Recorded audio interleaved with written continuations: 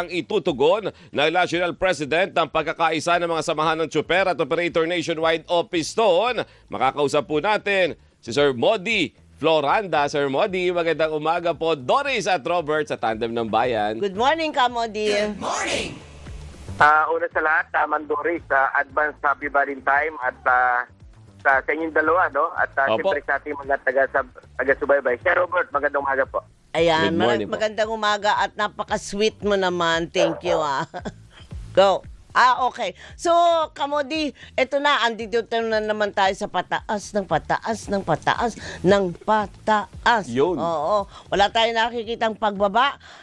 Hanggang kailan kakayanin ng mga katsuperan ang ganitong klaseng sitwasyon? Kasi mukhang hindi pa mapapagbigyan yung provisional increase ng mga tsuper. Paano po yan?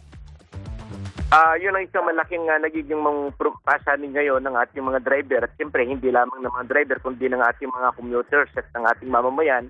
Sapagkat kung titingnan po natin, sa loob pa lamang ng unang buwan ng 2026 hanggang sa kasalukuyan, ay halos 6 pesos na yung itinaas po ng presyo ng diesel at naglalaro na rin sa mahigit na 5 pesos sa presyo ng gasolina. At halos Ma'am Doris at Sir Robert ay 90 pesos kada araw na yung direktang nababawas sa kita ng ating mga driver. Sabi nga natin ay maliit na po yung kinikita, ay lalo pa lumiliit dahil nga dito sa serie ng mga pagtaas ng presyo ng petrolyo. Yun na nga po rin ang tanong. Paano kayo sa palagay ninyo tama ba partner, makakatiis?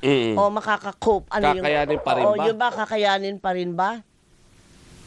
At sa ngayon, Ma'am Doris, ay talagang kinakaya ng ating mga driver, bagamat hirap na hirap dahil wala naman talagang ibang alternatibong kabuhayan, kundi talagang humaharap sa matinding hamon nga dahil nga dito sa pagtaas nga ng presyo ng petrolyo. Kaya sa bahagi po natin, Sir Robert at Ma'am Doris, ay isa na rin sa pinag-aaralan talaga natin na baka kailangan din talaga natin mag-file ng paghingi ng dagdag pasahe sapagkat talagang pag tinignan po natin mula doon sa huling nagtaas ng pamasahe ng 2023 ay halos umaabot na po ng 36 pesos yung itinaas sa presyo ng petrolyo hanggang sa kasalukuyan at malutong po na 390 kada araw po yung nawawalang kita ng ating mga driver at 22 o halos umaabot po ng 22,000 sa loob po ng 25 days yung nawawalang kita. Kaya tingin natin ay karinsabay niyan ay pinag-aaralan na rin po talaga natin na mag-file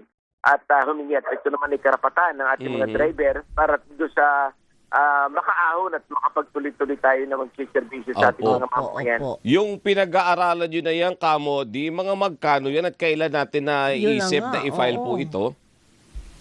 May mga kinuha pa rin po tayong datos lalo sa mga rehiyon dahil tayo naman ay pag nag-file po ng Dr. Height ay kinukunan din po natin ng datos yung ating mga region para at least na magtugma doon sa ating gustong ipapile na dagdag kita ng ating ng mga driver. So, siyempre, kalisabi niyan, Sir Robert, yung ating talagang panawagan sa gobyerno din, yung talagang dapat taasan din yung usapin ng sahod ng ating mga manggagawa sapagkat sa ngayon talaga ay hindi na makasabay din yung halos 690 kada araw na sahod ng ating mga manggagawa at kapos na kapos doon sa pangangailangan ng kanilang pamilya. Kaya tayo tinutulak din natin yung sabi nga natin yung minimum wage sa 1,200 pesos para at least kahit paano ay makasabay yung ating sektor, yung ating mga manggagawa. Opo. Yung ikakasa nyo po na petisyon, hindi lang yan provisional. Ang sa atin ay baka doon lang po sa unang 4 kilometers. Opo, yung ating pinag-aaralan. First 4 kilometers, Oo. magkano po yun? Magkano? Opo. Magkano dagdag?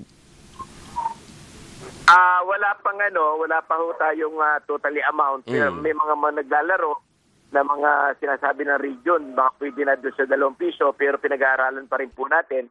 Dahil Sir Robert, Ma'am Doris, galing tayo ng Region 5, ay mas mataas po ang presyo ng diesel Sa sa kanila. Region 5 at ganun din ang gasolina.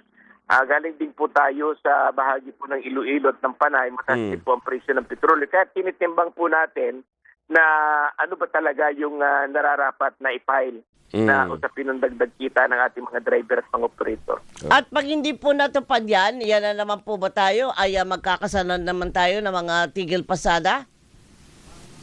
Ayun naman pagkilos, Ma'am Doris, kalinsabay naman talaga yan at lagi nakahanda naman ang sektor ng transport, hindi lamang sa usapin ng presyo ng petrolyo, kundi doon pa sa iba't ibang samot-sari na mga issue na kinakaharap ng ating mga driver. Kaya yung mga pagkilos, yung ating pagkipag-usap sa gobyerno, sa DOTR, sa LTFRB, ay bahagi po yan ng ating mga pagkilos para matugunan yung kahingian ng ating mga driver at mga operator. Alright, di maraming good luck po, Kamodi, at sana nga po ay mapakinggan kayo. In the meantime, ay ang tabay Abay lang mo, tayo. abang-abang Abang. lang talaga. Kasi meron naman talaga ipinapatawag din ng mga pagpupulong ang LTFRB natin. Kaya standby lang tayo, Kamodi. Ano po? In the meantime, salamat. Opo, Ma'am Doris at Sir Robert, at tayo naman ay handa tayo makipagtalastasan, makipaglatagan ng kasalukuyang kalagayan ng ating Ayun. sektor. Kung kaya natin resolbahin sa pamamagitan ng pag-uusap,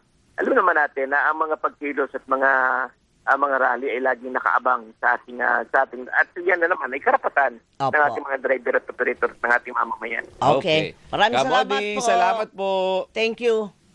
Salamat, Sir Robert. Happy Valentine's, Mandori. Happy Thank you. Valentine's Happy Day Valentine's po. din sa'yo. Si Kamodi Floranda, ang National President po ng Piston. Yeah. Dahil dyan, Dahil dyan, aalis